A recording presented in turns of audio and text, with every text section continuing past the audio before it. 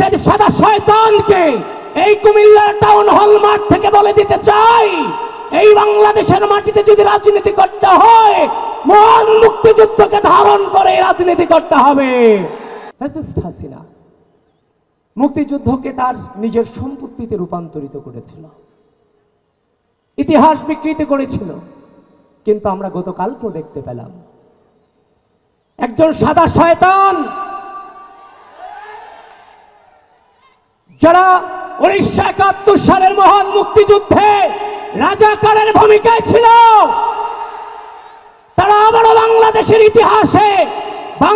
ইতিহাসকে 54 বছর পরে বিকৃত করতে চায়, আমার মহান মুক্তিযুদ্ধকে বিকৃত করতে চায়।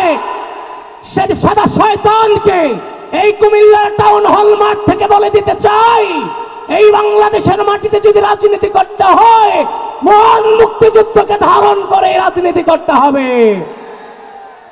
এই মহান মুক্তিযুদ্ধকে ধারণ করেই বাংলাদেশে জন্মগ্রহণ করেছি এবং সেই মহান মুক্তিযুদ্ধের চেতনাকে ধারণ করেই 24-এর গণ অভ্যুত্থানে রাজপথে জীবন বিলিয়ে দেওয়ার জন্য প্রস্তুতি নিয়েছিলাম। ভাগ্যক্রমে সেখান থেকে ফিরে এসেছি, কিন্তু যুদ্ধের ময়দানে আপোষ করিনি। একদিকে যেমন 71, একদিকে যেমন 24, এগুলো বাংলাদেশের সম্পদ, বাংলাদেশের অস্তিত্ব। কোনোটাকে অস্বীকার করে কোনোটাকে স্বীকার করার কোনো সুযোগ নাই। প্রিয় বন্ধুগণ, মহান স্বাধীনতার ঘোষককে শহীদ রাষ্ট্রপতি জিয়াউর রহমান বীর উত্তম অপসংস্কৃতির সূচনা করেছেন, কিন্তু এর যে ধাক্কা সেটা নিতে পারবেন না।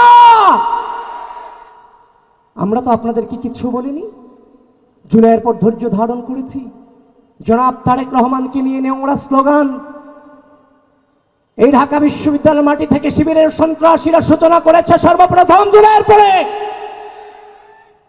নোংরা রাজনীতি প্রচলন করতে চান? আরে ভাই, বাংলাদেশের মাটি আপনাদেরকে স্বীকার করে না। এই মাটিতে বসে বাংলাদেশ পন্থীদের উপর আপনারা আঙুল তোলেন, মাথা উঁচু করে জামাত শিবিরের রাজনীতি করার কোন অধিকার বাংলাদেশে নাই। আপনাদের তো কোনো অধিকারই নেই। মহান মুক্তিযুদ্ধে আমাদের নারীদের উপর আপনারা অত্যাচার করেছেন, তাদের সম্মানহানি করেছেন। আমার বাংলাদেশিদেরকে আপনারা হত্যায় সহযোগিতা করেছেন। সেই ইতিহাস কি মিথ্যা? কুমিল্লা টাউন হল মাঠকে কাঁপিয়ে বলতে হবে সেই ইতিহাস কি মিথ্যা? ভাই, মিথ্যা ইতিহাস, আন্তর্জাতিকভাবে স্বীকৃত। এরা রাজাকার।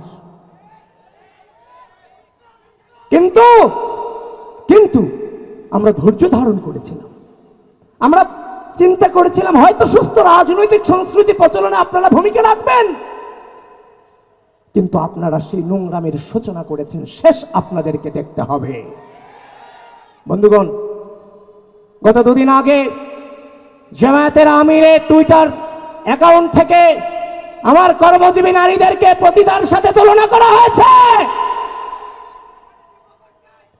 প্রিয় বন্ধুগণ, পরবর্তীতে তারা বলেছে আইডি নাকি হ্যাক হয়েছে। দেখেন, বিশেষজ্ঞরা বলেছে টুইটার অ্যাকাউন্ট হ্যাক করা অত সহজ নয়, কিন্তু যদি হ্যাক হয়ে থাকে তাহলে সে যদি খুব বেশি গুরুত্বপূর্ণ পার্সন হয় গোটা বিশ্বে, তার 24 থেকে 72 ঘন্টা সময় লাগে সেই আইডি ফেরত পেতে, এবং নর্মালি সেটা 7 থেকে 8 দিন সময় লাগে সেটাকে ব্যাক পেতে। আপনি যখন পোস্ট দিয়েছেন, পোস্ট যখন ভাইরাল হয়েছে, পোস্ট ডিলিট দিয়ে এরপর আপনি পোস্ট দিয়েছেন যে আপনার আইডি হ্যাক হয়েছে, অত সহজে আপনার আইডি হ্যাক করে আবার আপনাকে দিয়ে দিয়েছে, ঠেকা পড়েছে। আজকে এটা প্রথম নয়, আপনারা দেখে থাকবেন কদিন আগেও ডাকসুকে বেশ্যাদের কারখানা বলে অবহিত করেছে না জামায়াত নেতা? 5 আগস্ট পরবর্তী সময় চট্টগ্রামে নারীকে লাথি দেওয়া হয়েছিল। সে আসামিকে যখন গ্রেফতার করা হয়েছে, তার জামিনের পরে তার ফুলের মালা দিয়ে বরণ করে নিয়েছিল জামায়াত শিবির, মনে আছে? নারীদের প্রতি তার যে বিদ্বেষ পরতে পরতে প্রকাশিত হচ্ছে। প্রিয় বন্ধুগণ, আল্লাহ রাসূল মুহাম্মদ সাল্লাল্লাহু আলাইহি সাল্লাম উহুদ যুদ্ধে যখন মুসলমানরা ছত্রভঙ্গ হয়ে গেছিল, নুসাইবা বিনতে কাব রাদিয়াল্লাহু তাআলা আনহা একজন মহিলা সাহাবিয়া রাসূল সাল্লাল্লাহু আলাইহি ওয়াসাল্লামের সামনে ঢাল হয়ে তলোয়ার নিয়ে দাঁড়িয়েছিলেন। আমার নারীদের ভূমিকা সেই আমাদের ইসলামের প্রথম যুগ থেকে আমার নারীদের ভূমিকা ছিল অকল্পনীয়, অবর্ণনীয়, অসম্য সাহস নিয়ে আমাদের নারীরা এগিয়ে গিয়েছিল। সেই মুহাম্মদ সাল্লাল্লাহু আলাইহি ইসলামের যুগ থেকে, প্রাক ইসলামের প্রথম যুগ থেকে আপনি ইসলামের দোহাই দিয়ে ইসলামের কথা বলে আমার নারীদেরকে আপনি ঘরে বন্দী করতে চান? সুধী মণ্ডলী, আমরা জন্য ছাত্রী নুসরাত